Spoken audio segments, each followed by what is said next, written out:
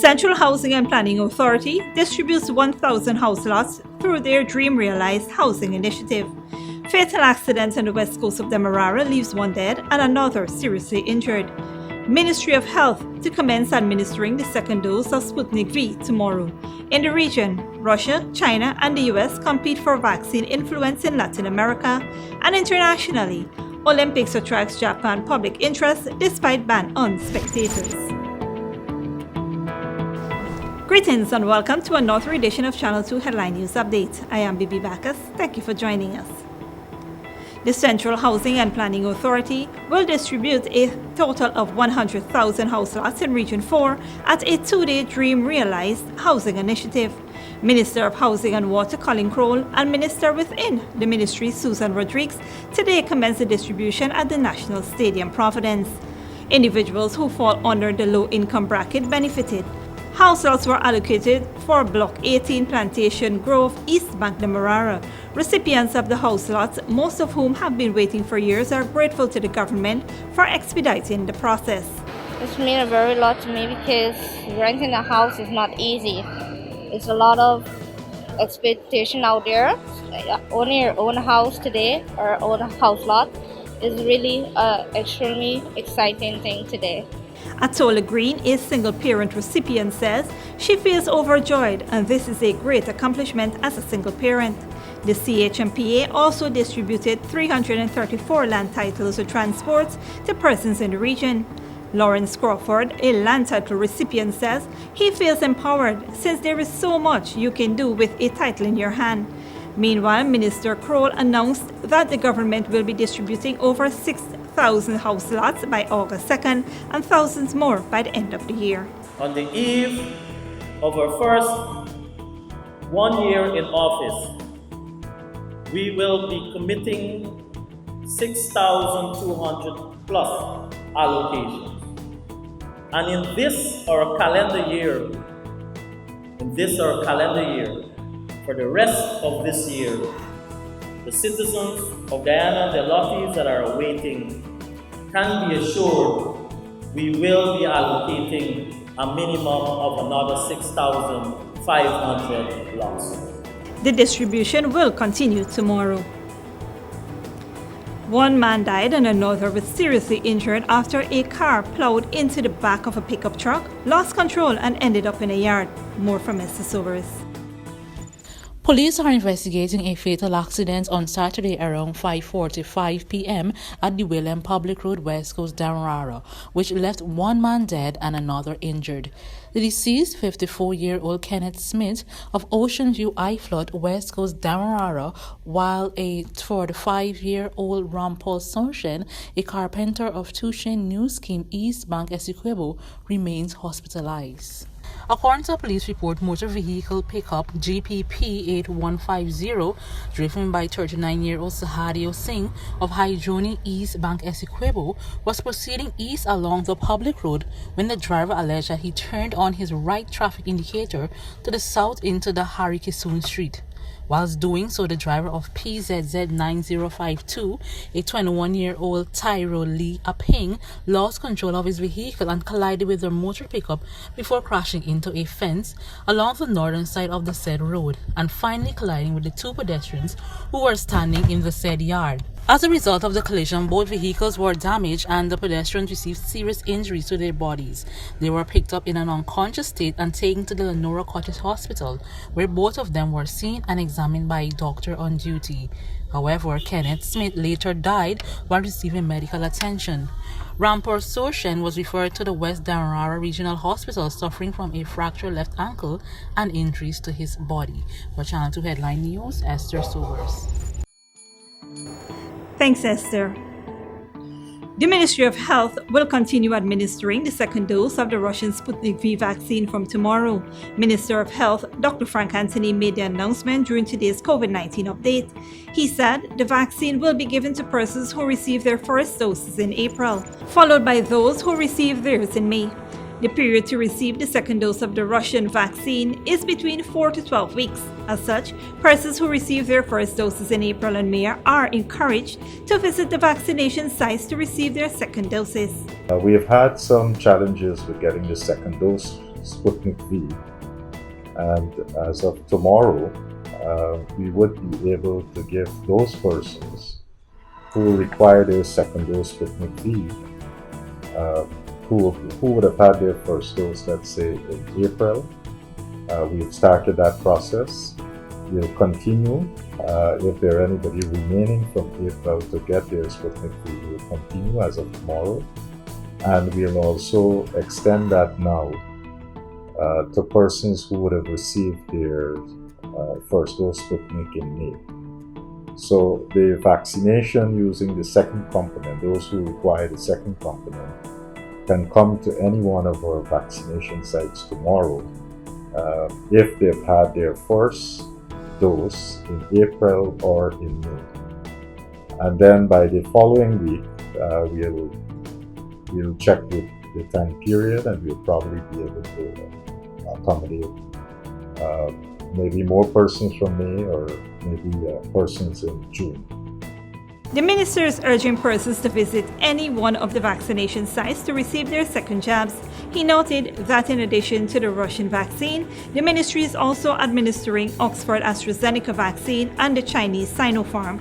Ghana experienced a delay in receiving a shipment of the second dose of the Russian Sputnik V vaccines following a global shortage due to the spike in the Delta variant. To date, 50.7% of the adult population have received their first dose of the COVID vaccine, while some 26.8% of the adult population have been fully vaccinated.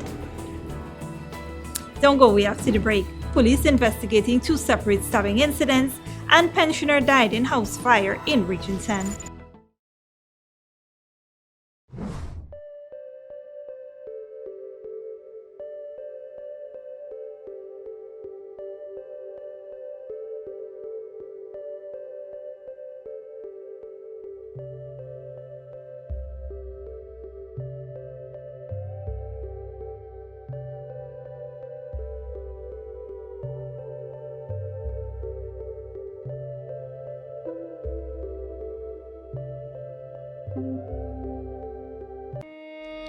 Survival Shopping Complex brings to you its delivery service, Shop Through WhatsApp.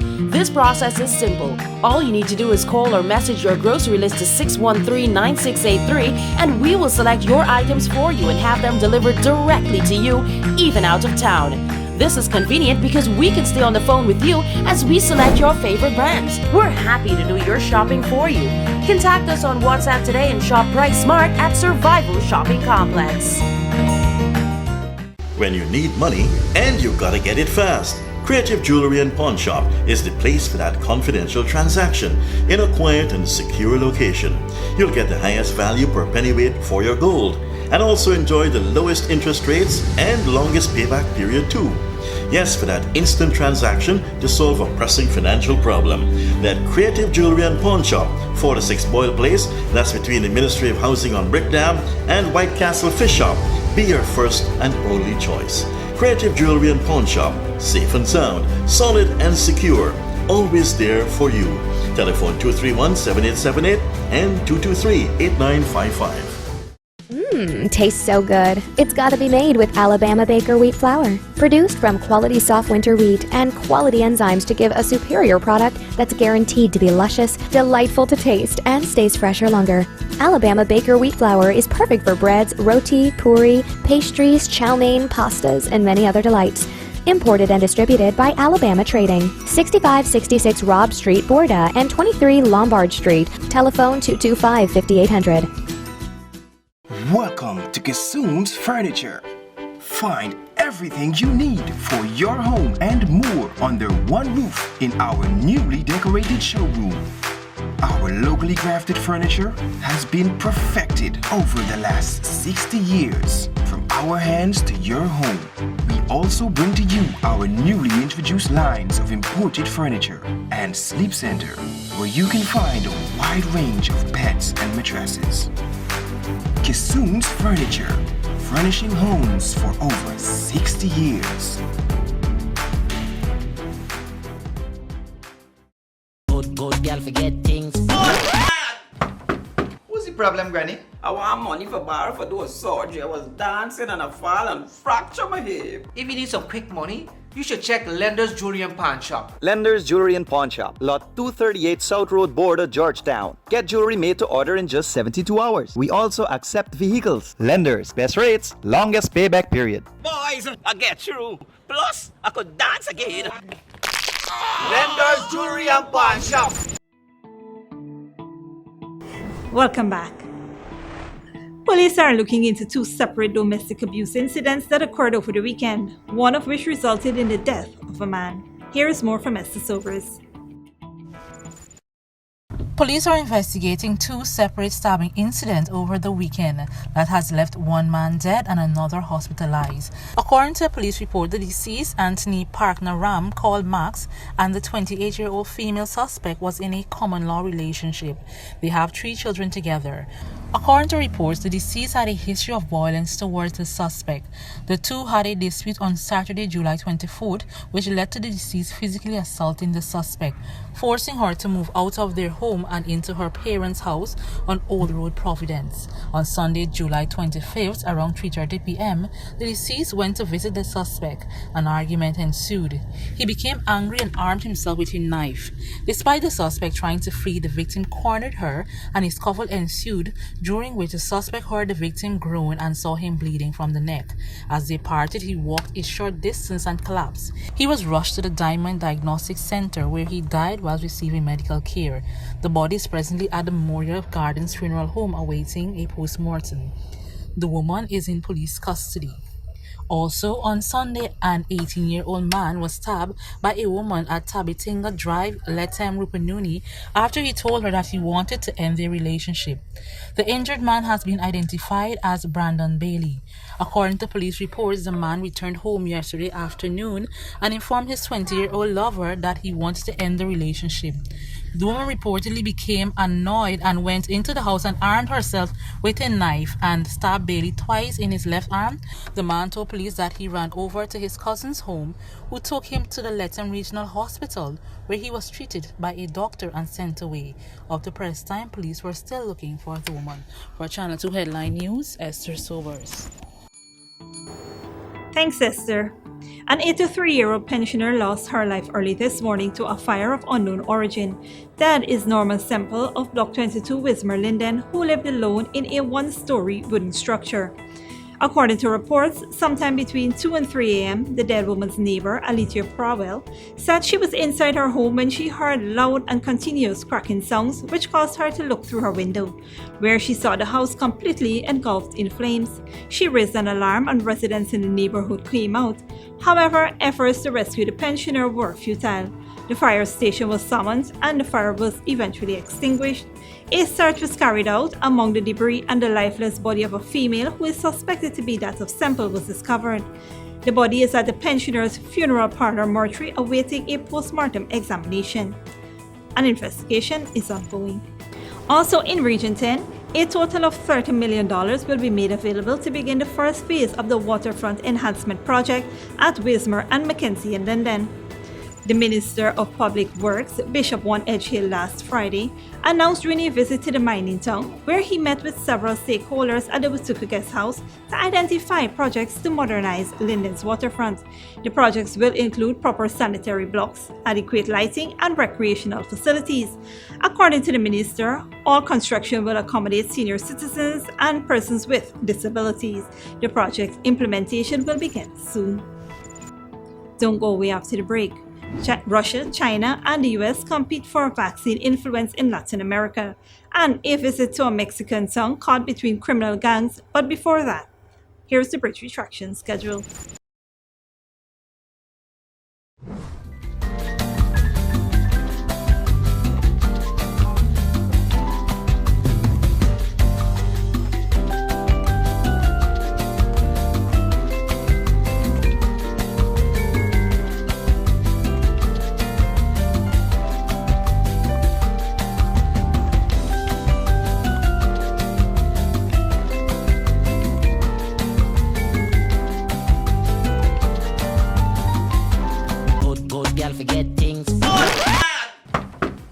problem, Granny? I want money for borrow for do a surgery. I was dancing and I fall and fracture my hip. If you need some quick money, you should check Lender's Jewelry and Pawn Shop. Lender's Jewelry and Pawn Shop, lot 238 South Road Border, Georgetown. Get jewelry made to order in just 72 hours. We also accept vehicles. Lenders, best rates, longest payback period. Boys, I get through. Plus, I could dance again.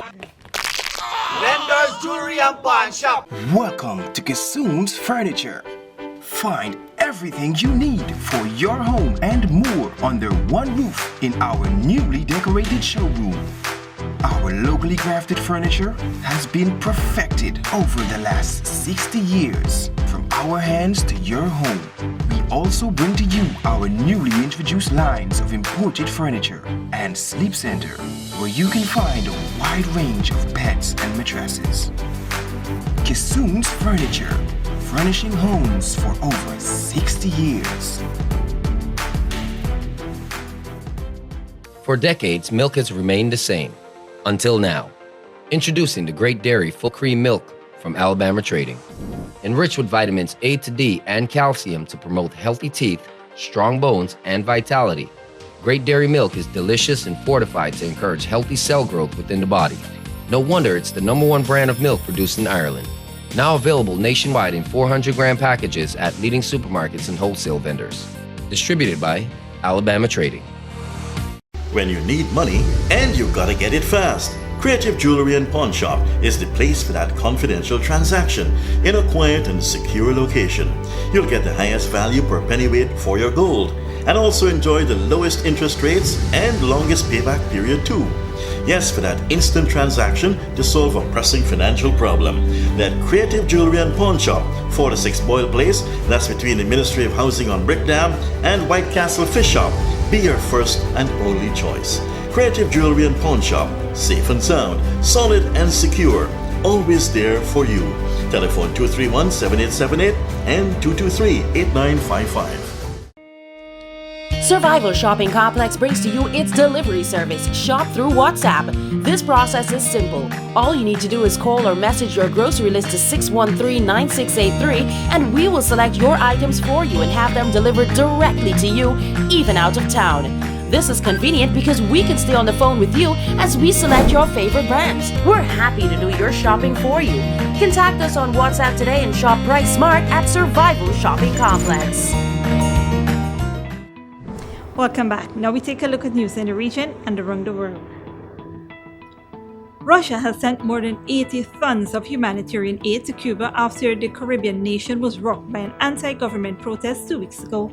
Rival superpower, the United States and China, have also been sending vaccines and authorizing the production of vaccines in the region. Al Jazeera's Daniel Schimler reports. The 88-ton donation from Russia contained food and medical supplies to help a nation hit hard by the pandemic.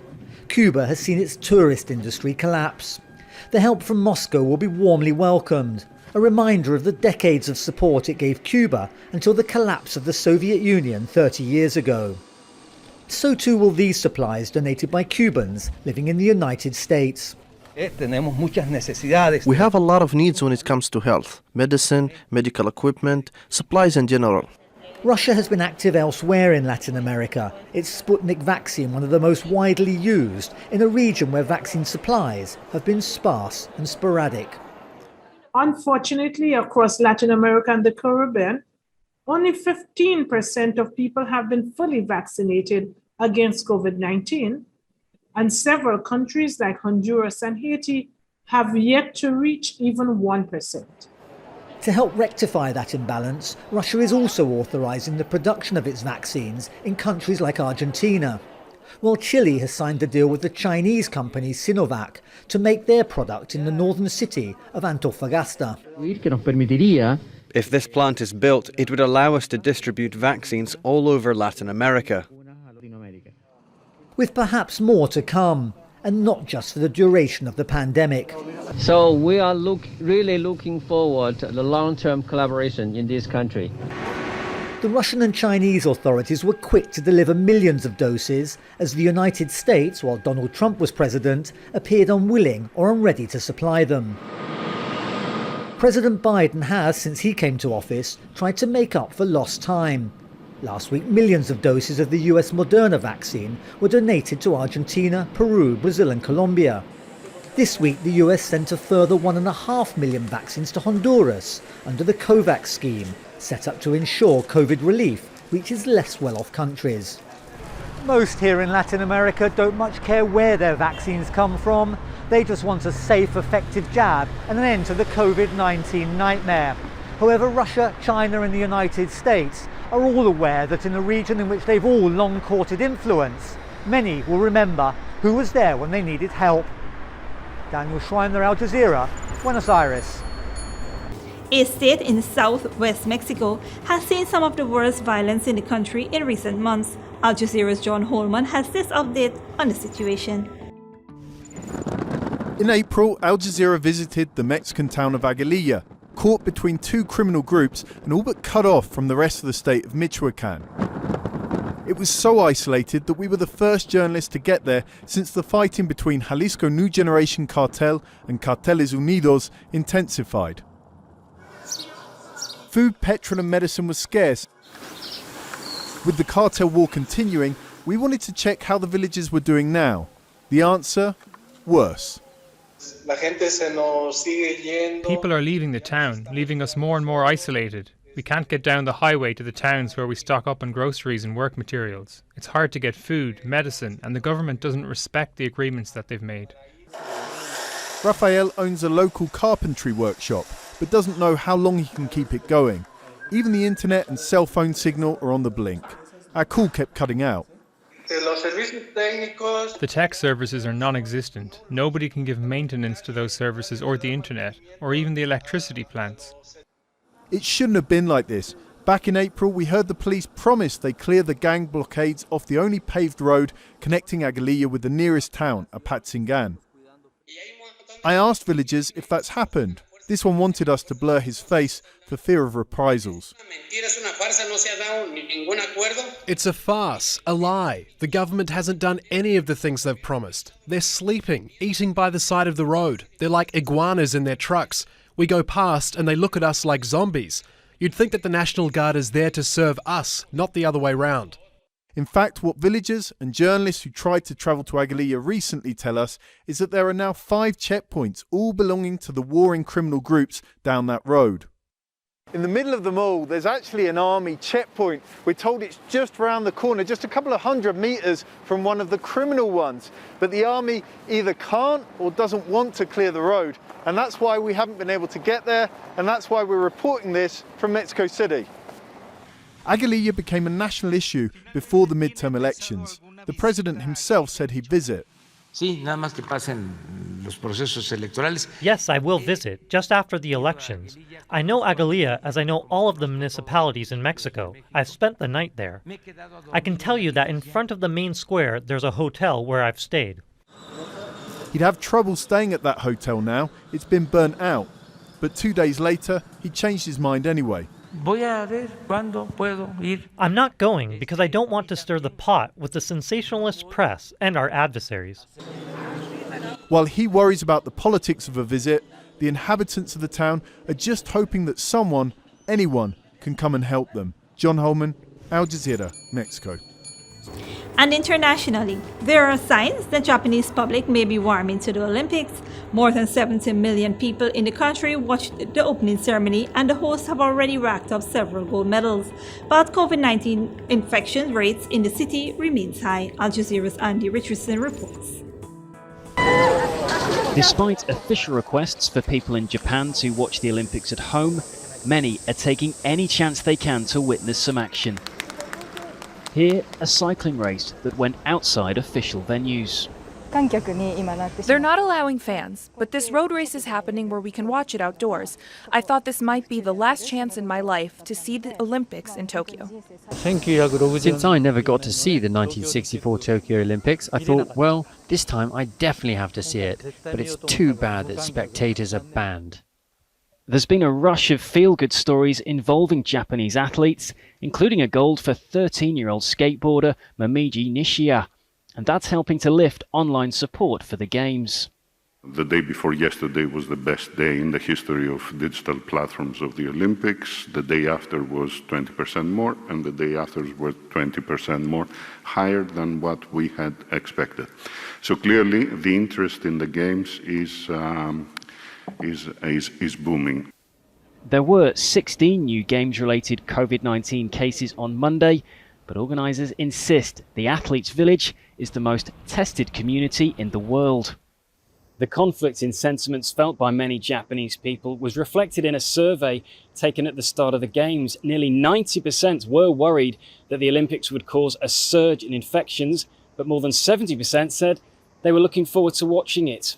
This is a city with a rich sporting culture, but it's also one that's still under a state of emergency due to COVID-19. People were really geared up and pumped up, actually, to welcome people from all over the world. But unfortunately, considering the very conservative nature of Japanese, we're the most risk-avoidant type of people and organization in the world.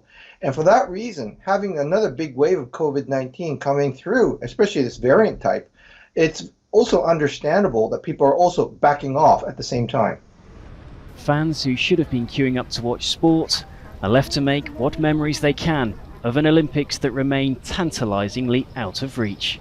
Andy Richardson, Al Jazeera, Tokyo.